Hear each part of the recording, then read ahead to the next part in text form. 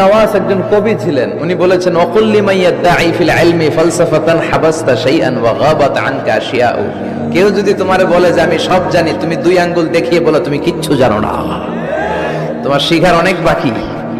জাননেওয়ালার উপরও জাননেওয়ালাও আছে, ঠিক কিনা? এজন্য আমরা যেন বিনয়ী হই।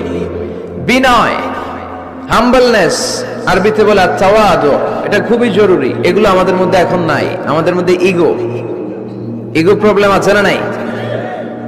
অহংকার, জেলাসি, অ্যারোগ্যান্স, এগুলো থেকে সম্মানিত ভাইয়ের আমাদেরকে বেরিয়ে আসতে হবে। দেখবেন সমাজে যারা খুবই হাম্বল, বিনয়ী, তাদেরকে সবাই পছন্দ করে না? আর অহংকারীদের কেউ পছন্দ করে না। সামনে সালাম দেয়, পিছনে গালি দেয়। কথা বলেন? এজন্য অহংকারী হবেন না, বিনয়ী হবেন। বিশ্বনবী বলছেন, আল্লাহ আপনি আমারে বিনয়ী বানান, আপনি আমারে ধৈর্যশীল বানান, আপনি আমারে শুকর গুজার বানান। আমার চোখে আল্লাহ আপনি আমারে ছোট বানান, মানুষের চোখে আপনি আমারে বড় বানান। পড়েন আমিন।